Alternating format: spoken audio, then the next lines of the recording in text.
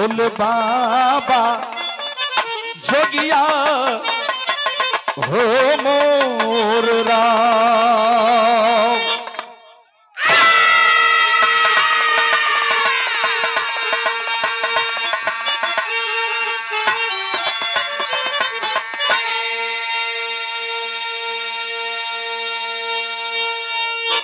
चार लाइन भूमिका के अंदर वीरों के ऊपर बात लिखी गई बाबूजी।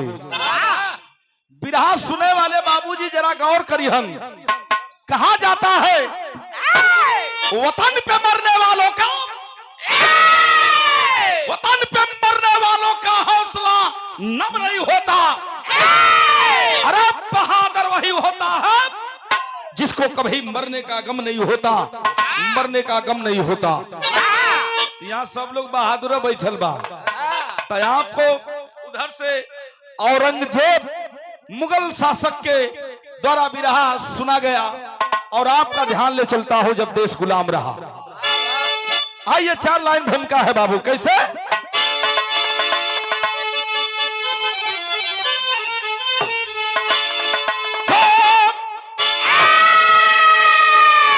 तिलक खून का सर लगा के जवान, अरे युद्ध का टंकरण में बजा ही दी।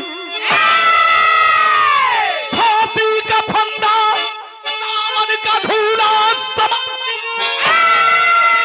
अरे फिर बागी गले में सजा ही लिए। फिर ताजुर के रग रग में ललकारती, बैरी के आगे पैर तोड़ दो।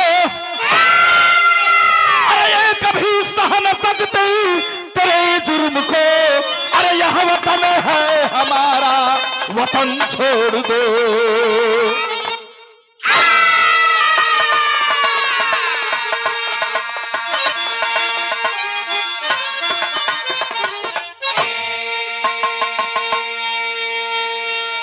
कहा जाता है भुवर पहलवान भैया, जिस ओर जवानी चलती है उस ओर जमाना चलता है। यहाँ एगो कव्वाली का टुकड़ा है,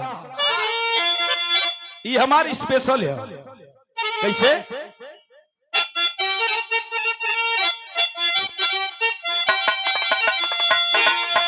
अपने मादरे वतन के लिए देश का शेर बबर कहता है,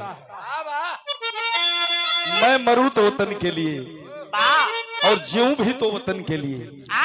क्या कहता है?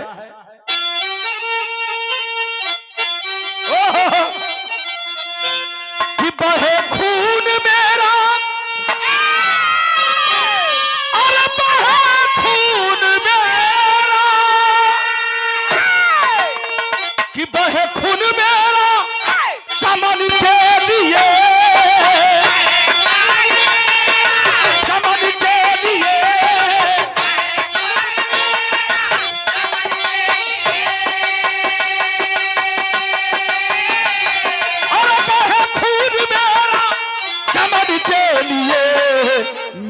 जान जाए वतन के लिए, मेरी जान जाए वतन के लिए।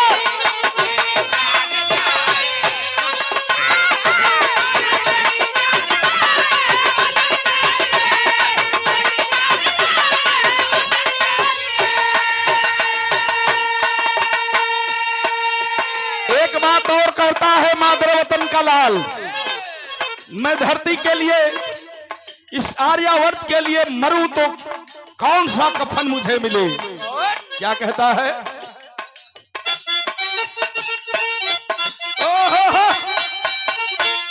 जो सरहद पे मुझको शहादत मिले,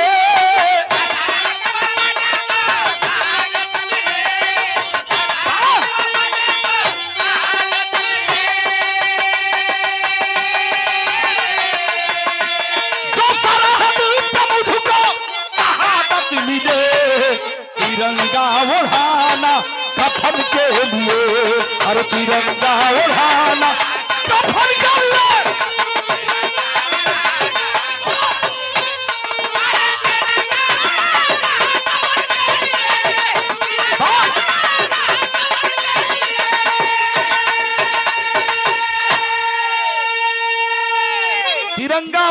ना कफन के लिए। अब यही जोर से हमारे विरहा का कहानी शुरुआत हो गई पंचो।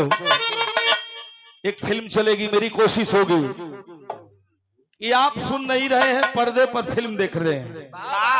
फिल्म चली 25 से 30 मिनट। अब मास्टर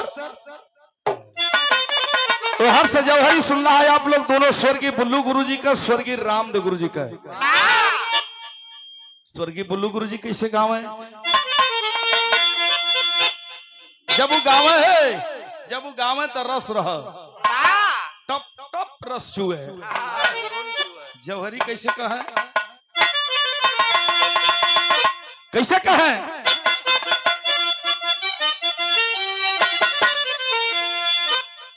धन भरत भूमिया भारत, वीरों का बसा घराना, औलाद वीरिया चल में दुनिया ने जिनको माना। देश गुलाम रहा मित्रों, गुलामी के जंजीरों में मेरी भारत माता करा रही थी। जगह जगह से क्रांतिकारियों की टोलियों से आवाज बुलंद हो रही थी और बंगाल की धरती से नेताजी सुभाष चंद्र बोस की गनहुक्कार भर रही थी। मेरे देश के सपूतों, तुम मुझे खून दो, मैं तुझे आजादी दिलाऊंगा। करो या मरो का नारा रहा। उसी परिस्थिति में, उसी समय लंदन के पार्लियामेंट से कौन आया कि सर झांसकार डरिया करी, जयपुर में उदम मचाया, जो बंद हिंद के बागी गोली से उन्हें उड़ाया। अब स्वर्गीय रामदेव गुरुजी, स्वर्गीय बेचन गुरुजी कैसे जौहरी कह चढ़ा के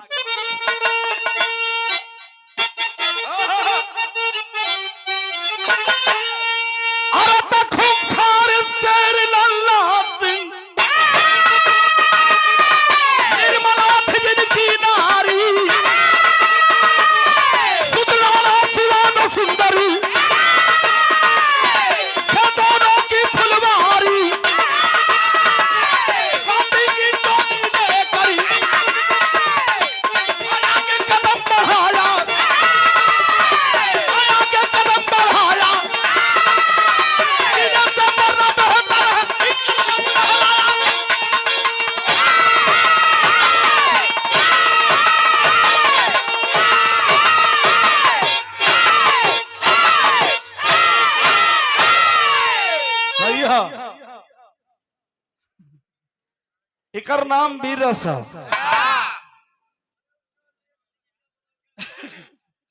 देखिए भैया, गुलामी के जंजीरों में मेरी भारत माता करा रही थी। पहले ही बतौली करो या मरो का नारा रहा। उस परिस्थिति में लंदन के पार्लियामेंट से एक अंग्रेज आया, जौने अंग्रेज का नाम सर जॉन कार्टर बतलावल गई। अच्छा, तो सारन का नमो गजबा गजब रहल मास्टर। कौनों का नाम विलियम होल रहल, कौनों का नाम लॉर्ड माउंट वेटर रहल, कौनों का नाम रहल ले मोरचूस। अच्छा, ये तो गजबा नाम रहल। अच्छा, तो सारन का नमो पहलवान भैया लवे से रहा। होल छे ज्यादा रहा। सो आखिरकार लंदन से आयल है कप्तान के पद पर नियुक्त होकर के। तो उसकी नियुक्ति कहाँ हुई? प्रथम जयपुर के, राजस्थान के जयपुर शहर में आयल। 2-3 दिन आराम फरमौलस।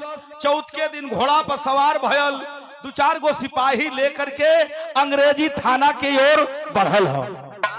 तो अंग्रेजी थाना में सुना था कि 5 क्रांतिकारी बंद हैं, मैं उन्हें देखना चाहता हूं। हिंदुस्तान को आजाद कराने के लिए बिगुल बजाए थे, मैं उन क्रांतिकारियों से मिलना चाहता हूं। ए भैया गैल थनवा में 5 क्रांतिकारी भैया लोगों से मिले। पट्ठा पहलवान रहा क्रांतिकारी भैया, खड़ा करा दिया फील्ड में और पर्चे लेना शुरू किया। जब पर्चे लेवल शुरू कैले सो भैया अपने बगल से खोसले है पिस्टल और पिस्टल निकाल करके 5 क्रांतिकारियों को मौत के घाट उतार दिया। अरे बाप रे बाप!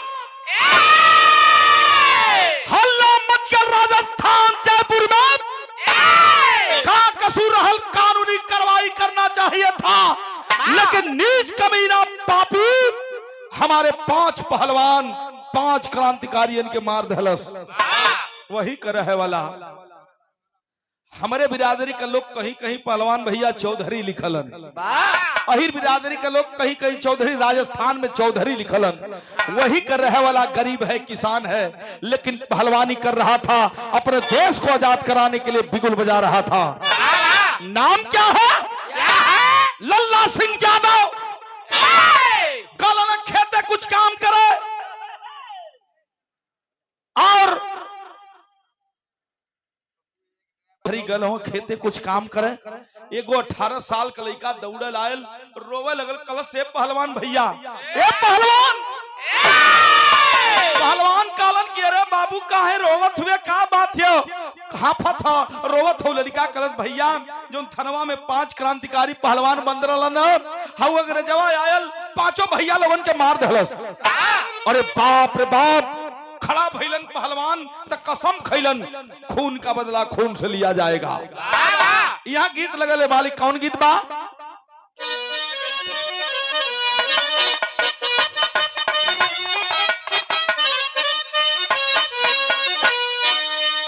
ये देखा स्वर्गीय रामदेव गुरु जी अपने जवानी के आलम में गावत रहलन। कौनो दुल्ही अपने दुल्हा से कोहाइल है। अच्छा तो मेहरारू में ऐसा अदा है, मर्दन पर कहली है सरोज जी कि मर्द बहुत जल्दी मेहरारू के लुभा जाला, नैयो ताके के तब्बो ताकल। ए भाई इ नजरिया है, देखा ही बदे बनल बा। अब केहू देखे में कोहा जा, गुस्सिया जा, गरियावा तो ओकरी ले का करी हम। ए भाई मेहरारू में ऐसा अदा है सरोज जी, ऐसा अदा की अपने कोहायल मर्द के अपने अदा से मना ली है पहलवान। चीजें ऐसा होली भाई। अब मर्द कोहा जाई, मर्द कोहा जाई तो मेहरारू मना ले, या मेहरारू कोहा जाई तब मर्द का पसीना छूट जाई मनावे में। मान जाली भैया बड़ा जल्दी। कैसे? डंडा से। टाइम अपने वाली के डंडे से मनावेला। वो तो तोहरिया घर से ना है। ए भैया दुल्हन काले वाल ऊपर पर तुहार कमाई है राजा। का कलर रहल?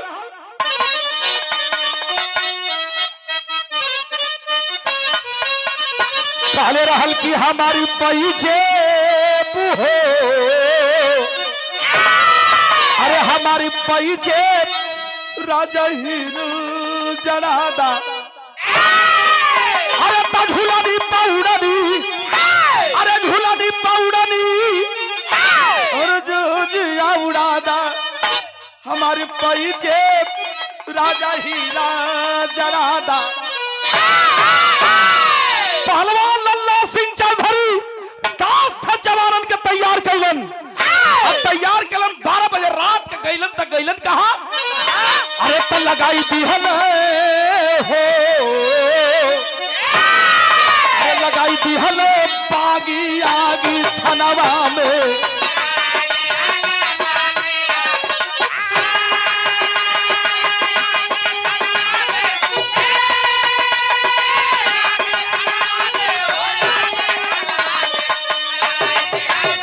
बागी आगी थनवा में।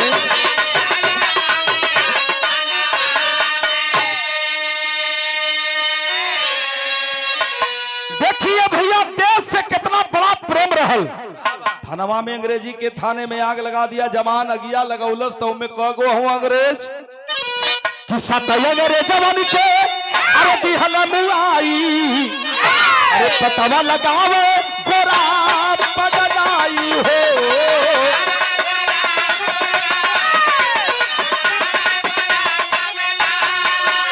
अरे तदिनवा बितावे नेता के सनवा में, लगाई दी हल बागी आगी थनवा में।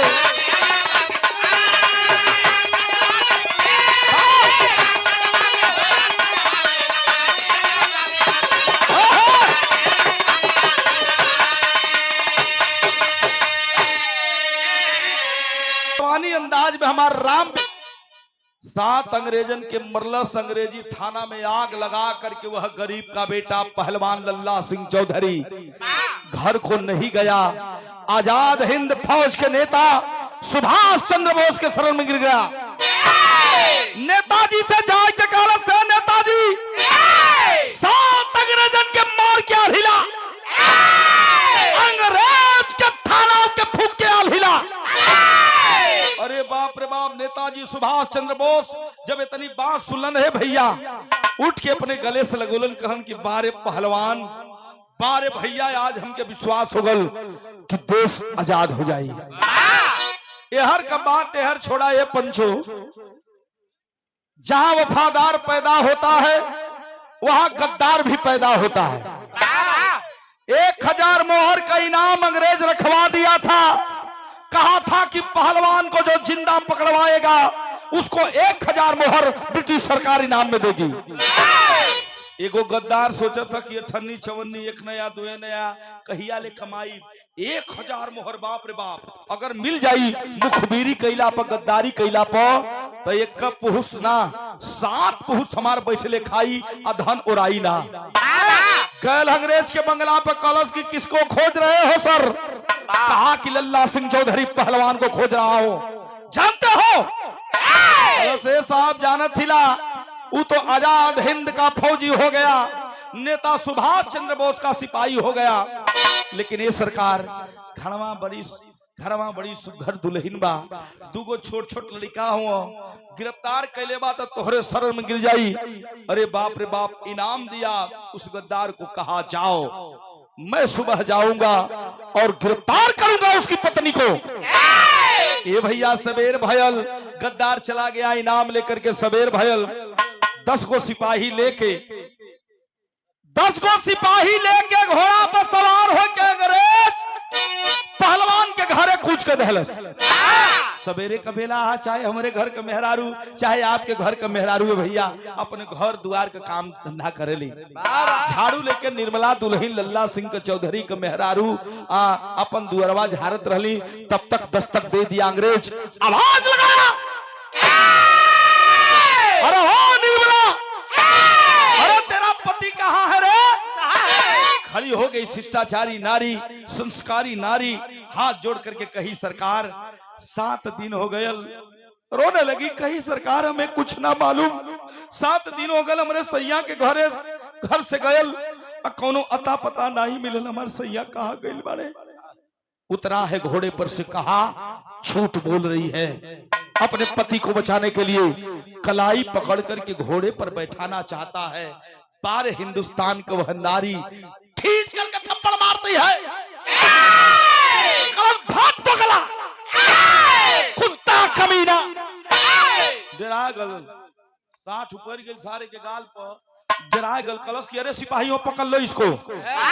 कोड़ा निकाला और कोड़े से लगा मारने वह पापी नीच कमीना।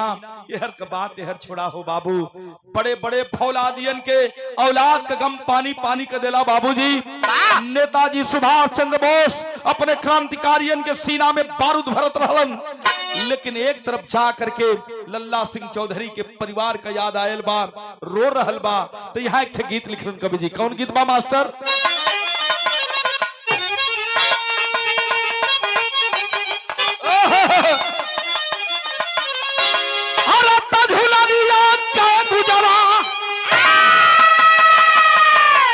गीत के स्वर्गीय रामदेव गुरु जी अपने जवानी के आलम में मचल के गावत रहलन। कोनो दुल्ही कहले रह अपने दुल्हा से, अरे दुल्हनिया का गुजरा और टूटल रोज, अरे जवनिया में गड़िया छूटल ए राजा,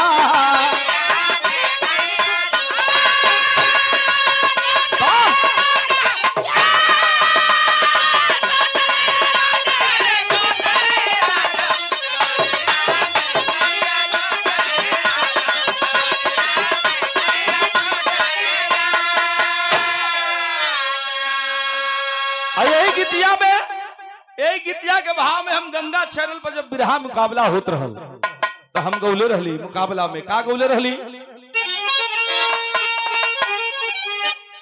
हमार मुकाबला उजाला जी से रहल। उजाला जी कहले कि तोहार ऐठन ही उजलवे छोड़ाई। तो हम कहले रहली कि भैया तो पुजारी हो गई, लेकिन ये भौजी देवरवा घर में बा, आधा हक होला भौजाई में देवर को। तो हमार बात सुना, का कहले रहली कि अरे भैया त भैया, अरे भैया त भैया, अरे पुजारी रे भौजी, अरे तोहार कजरा के निहोरी ए भौजी।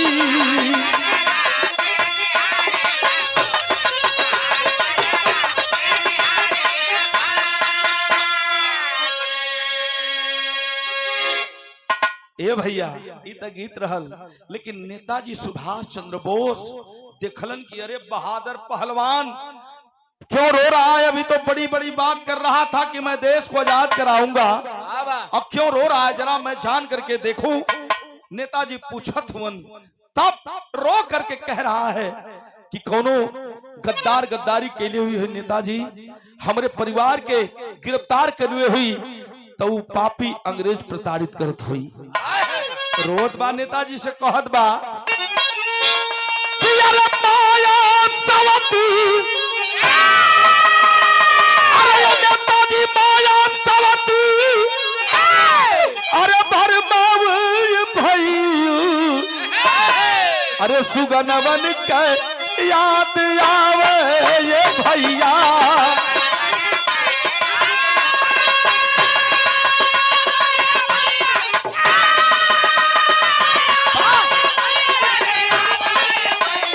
सुगनवन के याद आवे ये भैया।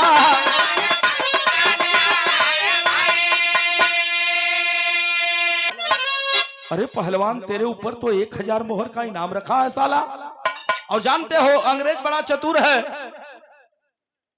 अगर ऐसे जैबा मिले तो तोहरे सीना में गोली मार दे, या तब फांसी के फंदा पतों के झुला के मार दे साला। नेताजी सुभाष चंद्र बोस पढ़े लिखे लोग बैठे हैं, नोटिस करिएगा मेरी बातों को। नेताजी सुभाष चंद्र बोस भेष बदलने में बड़े माहिर है। नेताजी कहलन पहलवान से, सुनो पहलवान, कि जाया बच के खोजे हाउ अंग्रेज बेईमानवा, अरे जोगिया का भेष बनावला जवनवा।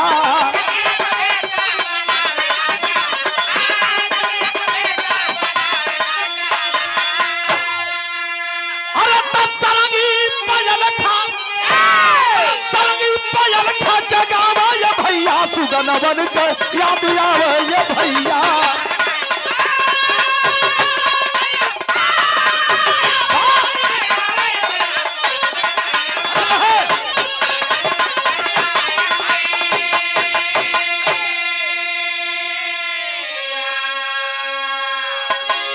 ए भैया नेताजी कहलन कि जोगी का भेष बनाए ला ये पहलवान, सरंगी गुदरी ले ला, भजन गावत जा, अपने परिवार से मिल के झटके में चली आवा।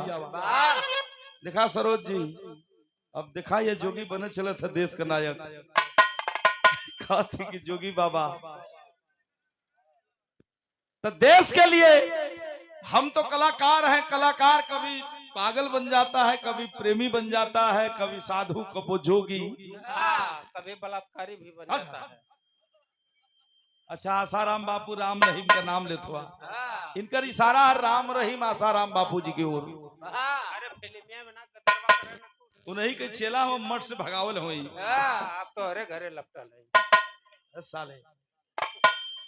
ए भैया नेताजी कहलन जोगी बन जा, भजन गावत जा, तुरंत भेष बदलन है, नकली दाढ़ी, नकली बार, नकली मोछ और गेरुआ वस्त्र और सरंगी गुदरी देके आ एक झोलरी में चावल आटा दाल दहलन कलन। सूर्यास्त होने वाला है, जोगी का फकीर का नियम होला, रमता जोगी बहता पानी।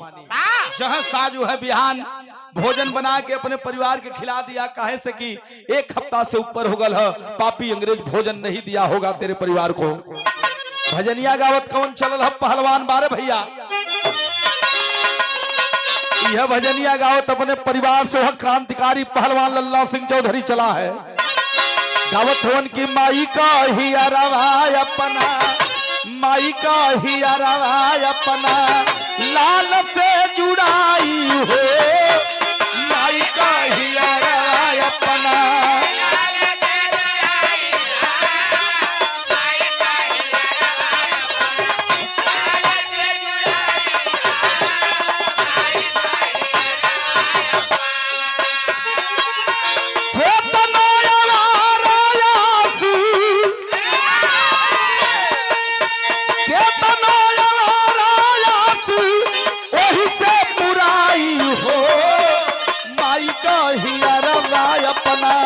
लाल से जुड़ाई हो, माई का हियरवा अपना।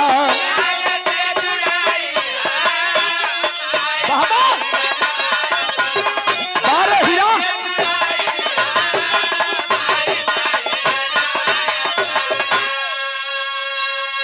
भजनिया गावत भेष बदल के जवान पहुंचा अपने दुअरवा पर देखलस तक कलेजा कांप न गयल। दोनों बचवा पानी दाना बिना ओट सुखायल है। सोच रहा है पहलवान, एक तरफ देश खतरा में है और दूसरी तरफ मेरा परिवार खतरे में है।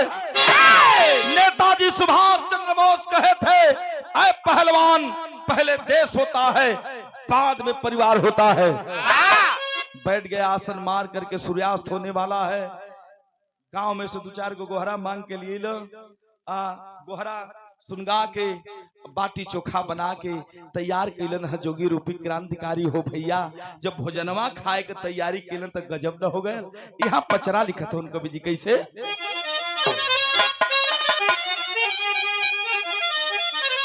माई बहिन लोग गावली पहलवान भैया बड़ा सुघर लगेले, बड़ा सुहावन लगे।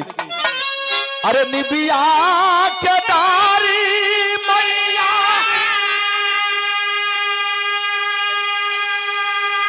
अरे निबिया के डारी मैया,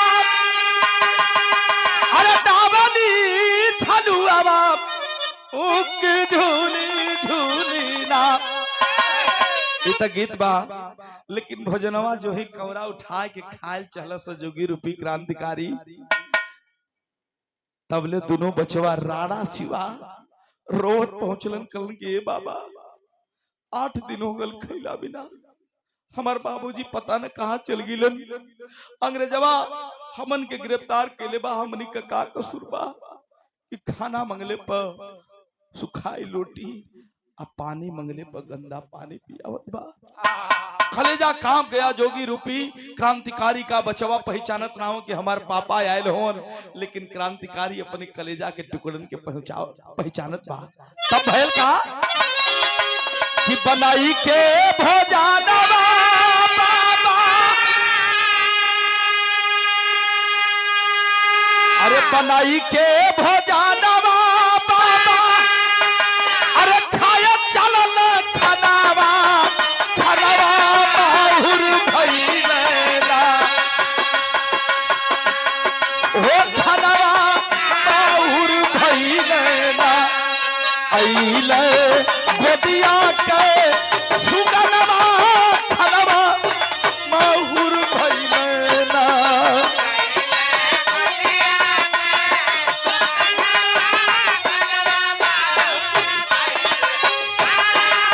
बाबा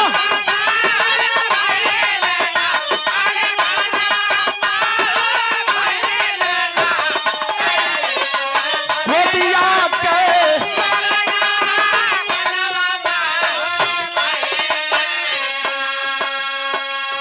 दोनों हथवा से जोगी रूपी क्रांतिकारी अपने बच्चों को भोजन करा रहा था।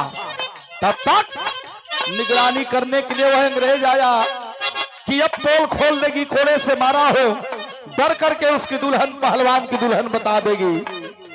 देखलो सो, तब आग बबूला हुआ वह अंग्रेज देखता है कोई साधु मेरे बिना इजाजत का इन बच्चों को भोजन करा रहा है।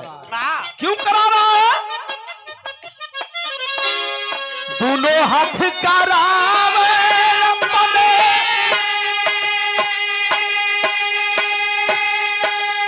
दोनों हाथ करावे अपने, सुगमन के भोजनवा, खनवा बाहुर, खनवा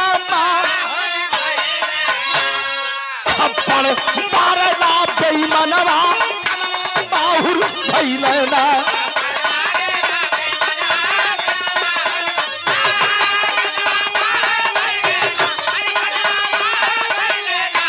थप्पड़ मारेगा बेईमाना।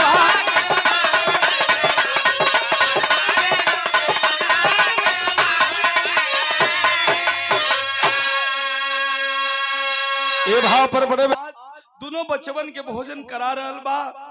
वो जोगी रूपी क्रांतिकारी कहा कि बचवा मैं तो रमता जोगी बहता पानी रे, तो हर पापा तो हर बाबूजी जहां भी हुई हन जरूर रही हन। अंग्रेज देखा कहा कि रा साधु तेरी इतनी मजाल, मेरे गुलाम को तो भोजन कराया है, कहां का रहने वाला है, कुछ दाल में काला जरूर है। खींच के थप्पड़ राणा बड़का बचवा के मरलस, माई की गोदी में जाके समा गए। बेहोश पड़ी है निर्मला, कोड़ों से मारी गई है। बाबूजी अपने मम्मी के जगावत आए, माई जाग रे माई, भोजन करावत रहल बाबा को, हमन के भोजनो न करे दिलस, पापी मार दिलस थप्पड़ से। और इधर सिपाहियों को आदेश दिया कि जोगी रूपी क्रांतिकारी को पेड़ में बांध दिया जाए।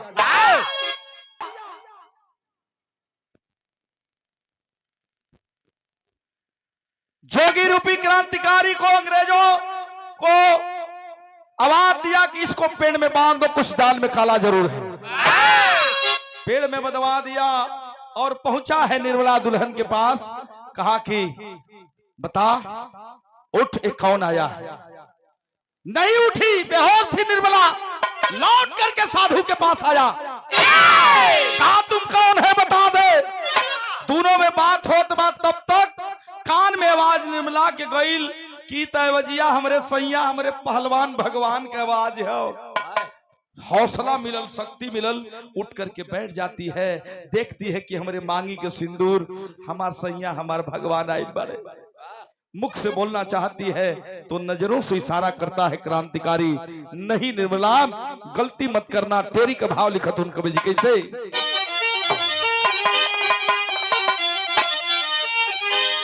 अरे कहलन की बचाई के माई के लजिया,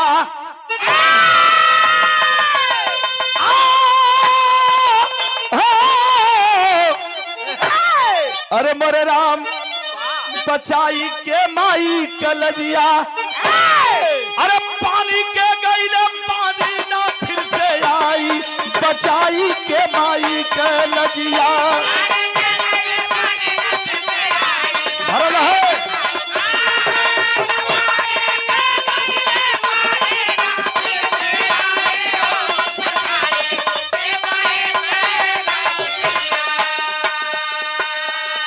पहलवान भैया। तेरी के बाद स्वर्गीय पुल्लू गुरुजी बिरहा के बानगी कहे, सुनील भैया क्या कहे,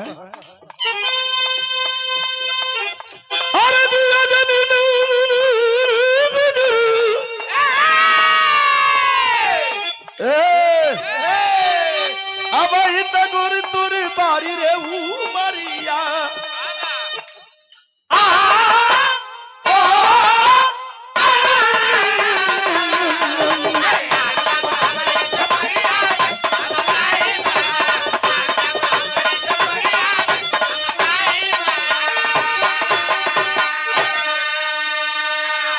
उठ करके बैठ जाती है। देखती है कि हमार सैया साधु वेश में आयल अपन दुखवा कुल कहल चाहत है। तब तक नजरों से इशारा कर दिया वह क्रांतिकारी पहलवान की, नहीं रे पगली, हमरे दिल का सपना हमरे दिल में दफन हो जाई, बोल खुलने न पाए। ए भैया देखला अंग्रेजवा की अभी तो रो रही थी और ये हंसने लगी और बड़ी बड़ी बातें करने रहेगी। निकाला है फेटा से कटार और कटार ले जाकर के इस गर्दन पर लगाया, कहा कि रसरी जल गई, ऐठन नहीं गया। किस भगवान की बात कर रही है तू? कौन आया है बता? और आया भी है तो मैं सुना हूं कि भारत में भगवान मिलते हैं तेरे, मैं तेरे भगवान को देखना चाहता हूं, दिखा। सरोज यादव जिपने भगवान को कलश निर्मला हंस करे, पापी नीच कमीना सुन ले, ये हमारा भगवान ना, ये तोरो भगवान आयल हो। अरे गुस्सा में लाल अंग्रेज कटार निकल ले बा। अब तनिक देर नहीं लगाया, निर्मला दुल्हन के सीने में भोंक दिया। तड़पती हुई धरती पर गिरी है। दोनों बचवा छपटियात हुए जैसे मछली के पंचो जल से बाहर कर दिया जाए, वही तरह दोनों राणा शिवा बचवा छपटियात हुए।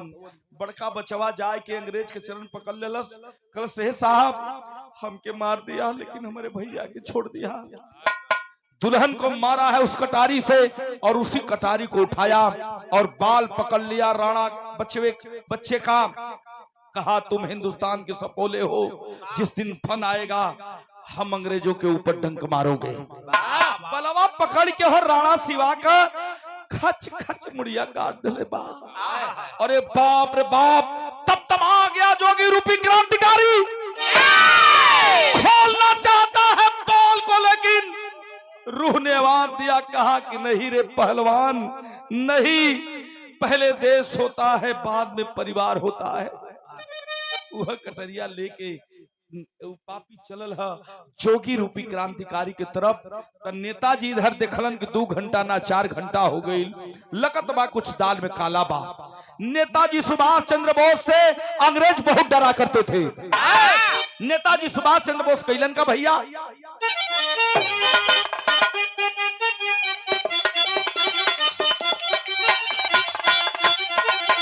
अरे देखा तब ले, अरे देखा तब ले यही क्रांतिकारी या सुभाष बल करिया हो नेताजी।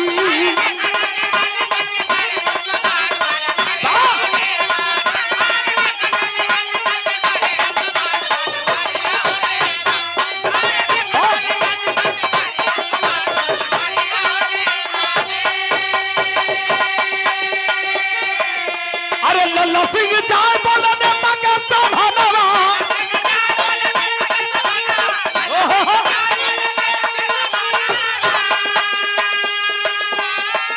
अरे सब कुछ लुटाई गई देश के कराना है।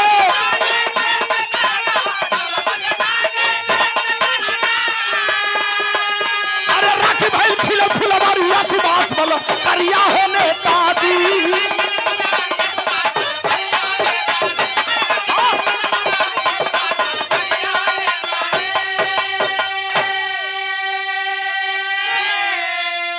अरे बाप रे बाप, नेताजी देखलन कि 3-3 गो लाश खून का धारा बहत है दरवाजे पर।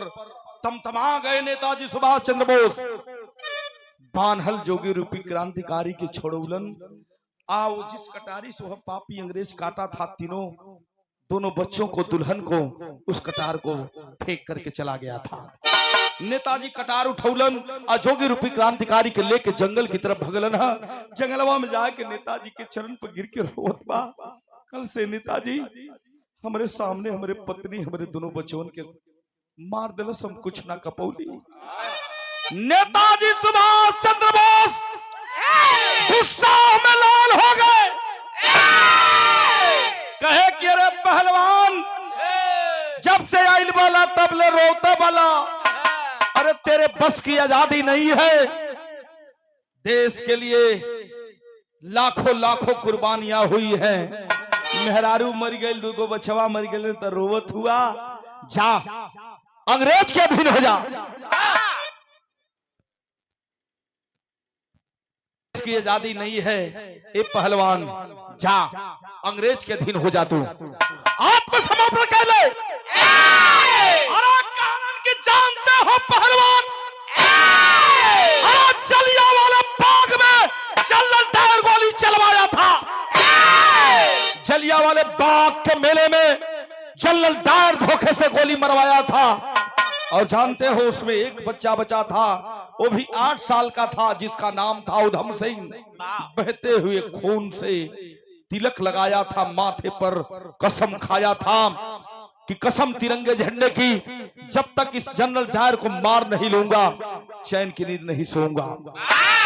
ए पहलवान 18-20 साल का जब उधम सिंह हुआ, पैसे का कमी रहल, पैसा इकट्ठा ना हो पौलस, तो जल मार्ग से हो करके लंदन में जा करके जनरल डायर को गोली मारा था। और तू रोवत हुआ, अरे मर्दबा जा चुल्लू भर पानी में नाक दर्र के मर जा। जब इतनी बात सुनल सबारे पहलवान नेताजी के चरणों पर गिर गया और कहा कि आज के बाद मेरे आंखों में आंसू नहीं, अंगार निकलेगा, अंगार। नेताजी, जब तक मारूंगा नहीं साले को चैन की नींद नहीं सोऊंगा।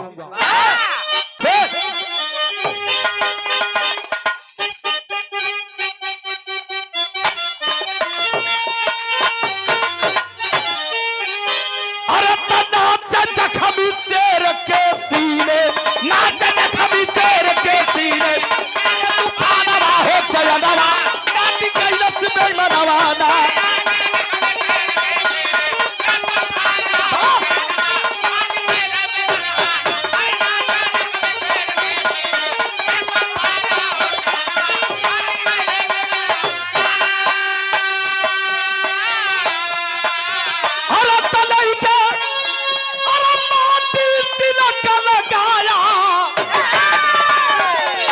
जैसे गुलशन मोर जलाया, जैसे गुलशन मोर जलाया, बच के कहा गई बा, कह दिन शेर के हाथे यही बा, वह दिन पूरा होई हो मोर दिल का, वह दिन पूरा होई हो मोर दिल का, आलम मानवा हो चयनवा।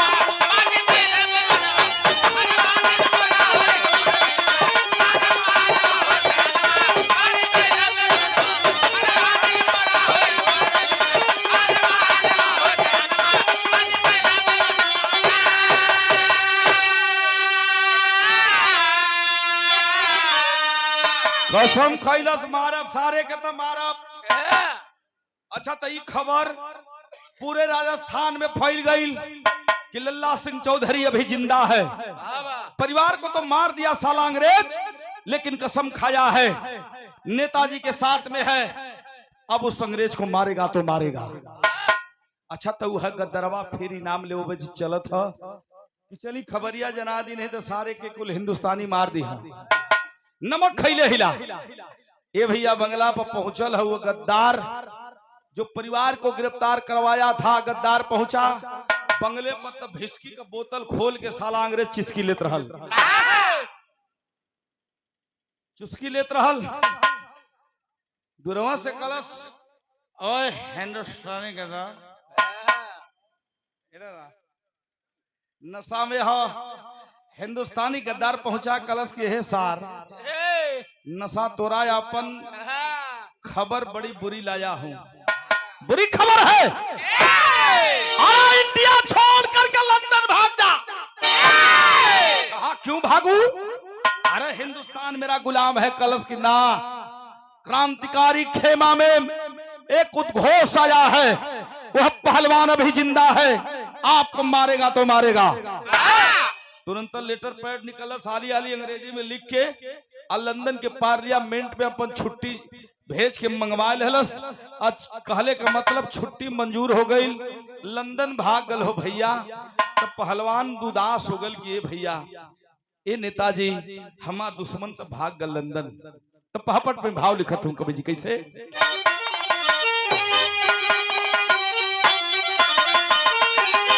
अरे फांसी भंवरी में,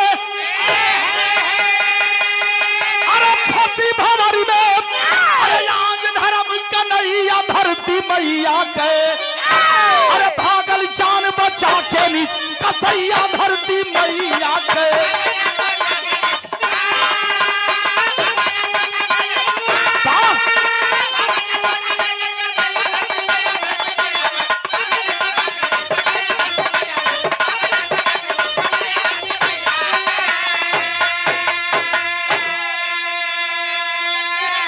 जान के मरम लल्ला सिंह अरे हारा ना ही मतिया हो। 5 साल के बाद फिर से आइल बाउज पतिया हो। अरे छपल खबर स्वागत का रखल समैया धरती मैया। अरे करत गर्जना लल्ला सिंह अरे लड़वैया धरती मैया।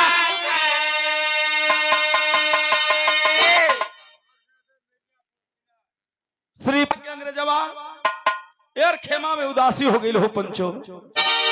लंदन गल तो कर भव्य स्वागत ब्रिटिश सरकार कैलस की राजस्थान में जयपुर में यह हिंदुस्तानियों के बीच खौफ पैदा करके आया है।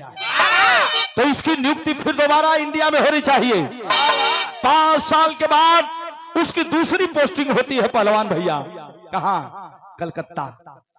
कलकत्ता जे गए हो भैया, धर्मतल्ला मैदान देखले होई, वही धर्मतल्ला मैदान में वो अंग्रेज का दूसरी पोस्टिंग है।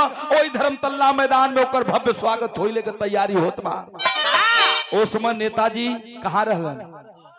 बनारस रहलन। बनारस, मऊ, गाजीपुर, पूरे पूर्वांचल के क्रांतिकारियन के इकट्ठा करके क्रांतिकारियन का टोली इकट्ठा करत रहलन और दुश्मन के मुंह तोड़ जवाब देवे खातिर। खबर मिलल कि दुश्मन वही कलकत्ता में आयल है। 5 दिन बाद उसका भव्य स्वागत होने वाला है धर्मतल्ला मैदान में। नेताजी पेपर पढ़लन आ पढ़ करके अपने क्रांतिकारियन के लेके चलन है। तब बैश्वरिया आल्हा में कवि जी भाव लिखते हैं।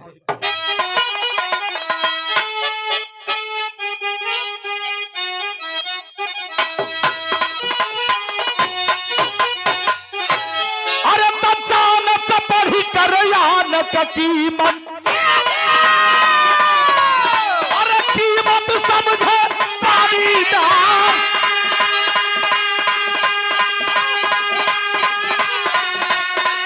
अरे काल सचूकल बंदर झंखे, अरे बात सचूकल मरद गवान।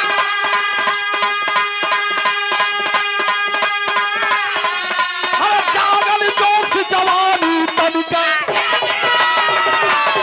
अरे लल्ला मन में करे विचार।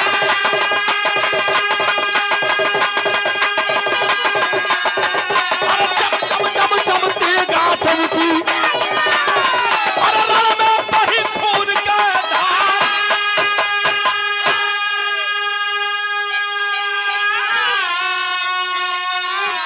अच्छा तो यह गुलबतिया करत नेताजी सुभाष चंद्र बोस ठीक 5वें दिन सुबह 10 बजे एंट्री कर गए धर्मतल्ला मैदान के समीप। अब हजारों हजारों भीड़ के जुमावड़ा होत बा कि नया कप्तान आयल है, चल के देख लिहल जा। मंच लगल है और अंग्रेज आया, मंच पर आसीन हुआ। नेताजी कहलन भारी भड़कम भीड़ है, अब साला भाषणबाजी करने वाला है। रुको क्रांतिकारी जवानों, मैं 6 की 6 गोली साले के सीने में मार करके आता हूँ। इतनी बतिया जब लल्ला सिंह चौधरी पहलवान सुनलन हो भैया, नेताजी के चरण पर गिर गिलन, कहलन कि हम कसम खैले ही मारे बदे इस शिकार हमार है। नेताजी हमके आशीर्वाद दा, हम अपने परीक्षा में पास होके आई। नेताजी कारण यही दिन का इंतजार रहले भैया, यही दिनवा का हमके इंतजार रहल। 5 साल पहले याद कर ले, तेरे सामने तेरे दोनों बच्चों को काट दिया था, तेरे दुल्हन के सीने में खंजर भोंक के मार दिया था। यह पापी अंग्रेज आया है, वो वस्त्र जोगी वाला जो ने जोगी भेष में गलला, उस वस्त्रवा कुल हम संभाल के रखले हिला। उस कटारी से, जिस कटारी से काटा था तेरे परिवार को, उस कटारी को आज तक संभाल के रखा हो। नेताजी वही धर्मतल्ला मैदान के बाहर रच रच के जोगी का भेष दोबारा बनौलन और सरंगी गुदरी दहलन। एक झोलरी में चमचमात पिस्टल दिए और एक झोलरी में वह कटारी दहलन। कहलन जा वो पापी का स्वागत के क्या बा। भिड़िया चिरत जवान चलल तो आल्हा में भाव लिखलन। हमरे आल्हा का तरी से चेंजिंग हुई पहलवान भैया। हमरे गाजीपुर का आल्हा गवैया हनीफ दादा अपने जवानी के आलम में भी गौलन, अपने पुरानी बृहद्दा अरे बुढ़ाई में भी गौलन, बड़ा मचल के गौलन। का गौलन?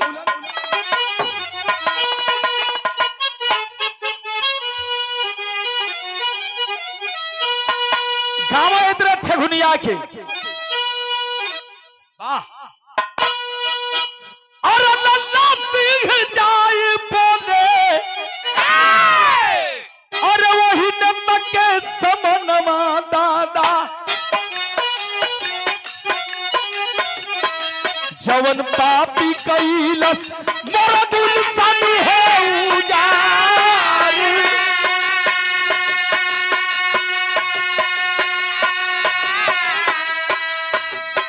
जवन पापी कैलस मोरा दुल्हन है उजारी।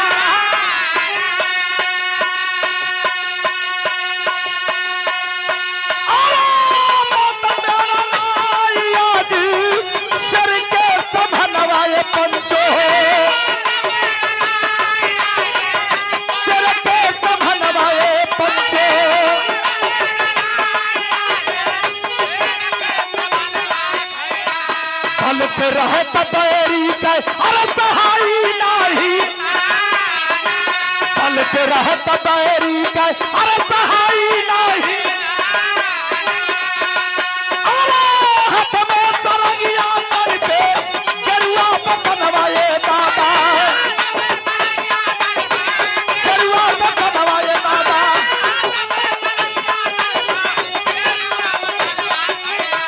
छुड़िया छुपाए चला शेर बाली, छुड़िया छुपाए चला शेर बाली, आराम चला तहलका भारी कलकत्ता शहरिया ये दादा।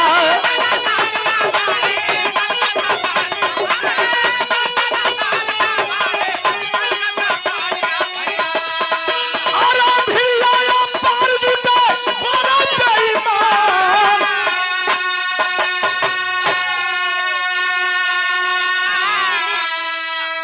भिड़िया चीरत एक झोलरी में 6 फैरा पिस्टल और एक झोलरी में कटारी लेकर के सामने पहुंचा मंच के सामने। तो भाषणबाजी देते अंग्रेज। सुनो कलकत्ता वासियों, मैं वही अंग्रेज हूं, राजस्थान में मेरे खिलाफ एक पत्ता नहीं हिला करता था। और सुनो, मेरे खिलाफ यहां भी जो आवाज उठाएगा उसकी आवाज हमेशा हमेशा के लिए बंद कर दूंगा। जाएगे समन्वय इधर मंच रहल, हाथ हिलावत है क्रांतिकारी जवान जोगी भेष में सर, समझ गया।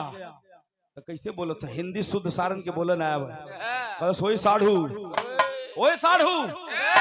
अच्छा तो साधु कह ना आया था, साढ़ू कहता।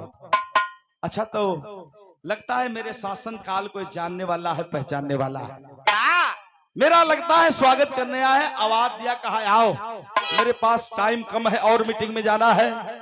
जब इतनी बात सुनलन है, पहलवान लल्ला सिंह चौधरी गरीब किसान का बेटा, वतन का रखवाला, छलांग लगा करके पहलवान रहब कैलन, छलांग लगा के मंच पर आके खड़ा भयल, कहलस जय हिंद सर, जय हिंद, मेरे धरती पर आपका स्वागत है। काल ओके ओके ओके ठीक है, जल्दी स्वागत करो।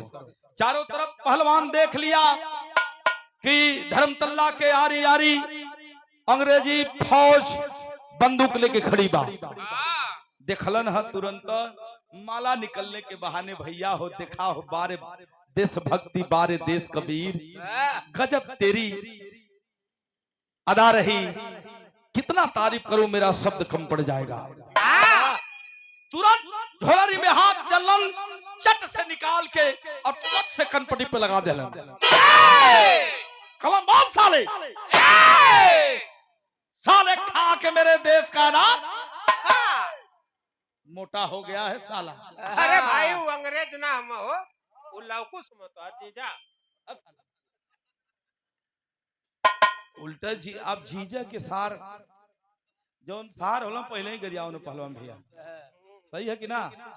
ए भैया कनपटी पर सटौले है, काला की बॉल साले, हिंदुस्तान को गुलाम बनाने आया है बेहुदा। गनगन गनगन कांपा था कलश की, ओए ओए, अरे तू कौन है, तू कौन है? लगता है जोगी रूप में तू क्रांतिकारी आया है। तुरंत नकली दढ़िया नोच के फेंक दलस, नकली मोछिया नोच के फेंक दलस, नकली बरवा निकाल के धो दलस, कहलस साला नीच कमीना, मुझे पहचान मैं कौन हूँ। कहा कि वाट वाट, अरे अरे पहलवान तू जिंदा है, अभी जिंदा है? मैं तो सोचा था कि मेरे खौफ से, मेरे आतंक से तू डर करके मर गया होगा, लेकिन तू जिंदा है। कहा कि हाँ रे साला, मैं जिंदा हूँ, इसलिए जिंदा हूँ कि परिवार का गम नहीं है, देश के प्रति लाखों लाखों कुर्बानियां हुई है, उस कुर्बानी का बदला लूंगा और अपने बीबी बच्चों का बदला तेरे से लूंगा। पहले कह दे अपने पिल्लों से कि सारी बंदूकें धर्मतल्ला मैदान के उस पार फेंक दे। माइक पकड़ा अंग्रेज, कहा कि अरे सिपाहियों जल्दी बंदूक फेंक दो, नहीं तो ये पागल क्रांतिकारी मुझे गोली मार देगा। 1 मिनट ना लगल भैया, धर्मतल्ला मैदान से बंदूक साफ हो गई, फेंका गई। तब मातृभूमि को सलाम किया, अपनी जनता जनार्दन को सलाम करके पापी को कनपट्टी पर सटा करके 3 गोली मारा। ठा, ठा, ठा। गोली मरलस बॉयलर मुर्गा की तरह सरवा लटक हाँ, जब लटकल है पहलवान त अपराध त फरी मच गई वही धर्मतल्ला मैदान में सब लोग भागे लगल के रे बाप जान बचावा इस साला अंग्रेज गोली चलवा दिया उका जाना थो कि क्रांतिकारी आयल है लोग भागे लगल तो वही भिड़िया में हमारे देश का पहलवान बारे पहलवान सत नमन करता हूँ तेरे को आज वह पहलवान करता है क्या बाबूजी भाव है खड़ी कर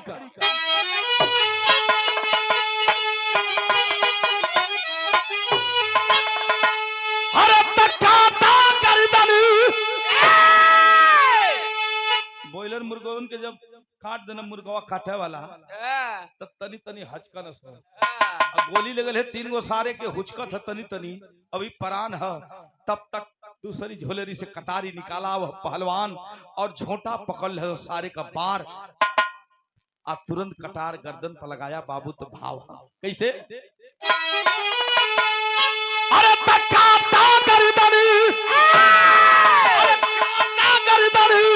अरे पापी का चला के छुड़िया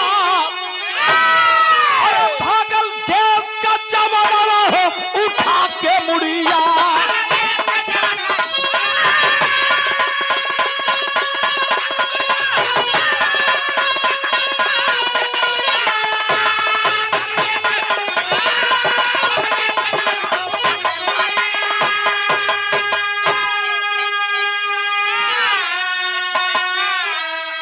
आई देखा देश के प्रति जुनून हो भैया अंग्रेज के मुड़ी कटलस तो छोड़लस ना वही झोलरिया में रख के जहां नेताजी सुभाष चंद्र बोस अपने बहादुर पहलवान के इंतजार करत रहलन नेताजी के तरफ लेके मुड़िया भागल अंग्रेजी फौज देखलस कि अरे हमारे साहब को तो कुल शरीरिया है लेकिन मुड़िया ना है यही जा रहा है क्रांतिकारी है अरे पिठिया में गोली मारे गोरे बेईमानवा अरे धरती रोवाना ऊपर रोवाना गगनवा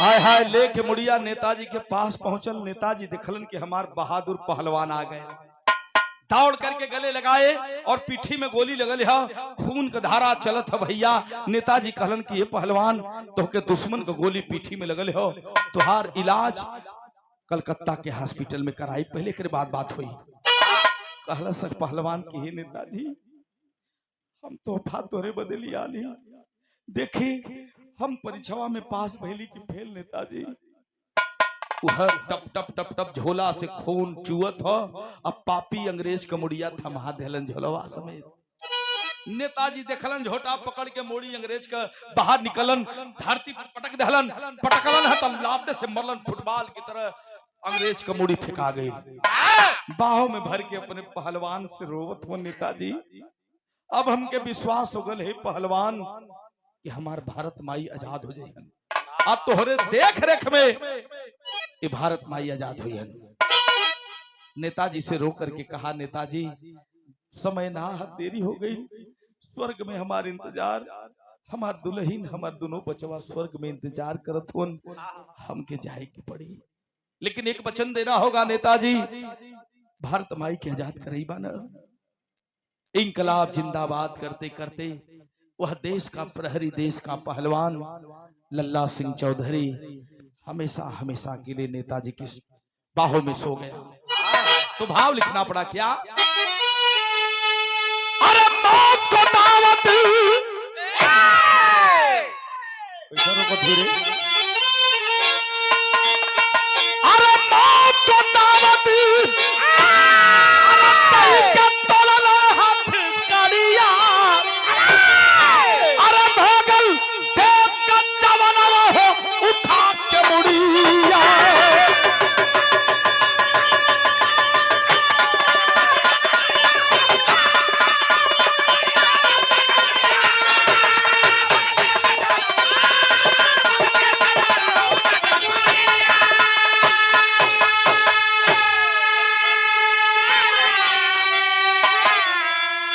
मरे के 10 रोजे लोग मरत बा ये पहलवान भैया लेकिन जो देश के लिए मरता है वह लाखों नहीं करोड़ों में एक होता है ऐसे वीर बाकरों को सत नमन करता हो, नमन करता हूं ऐसे माता पिता को। आखिरी भाव है, अरे गुरु बिहारी गुरु राम लाल वर्मा का, अरे विमल चंद्र का प्यारे लाल के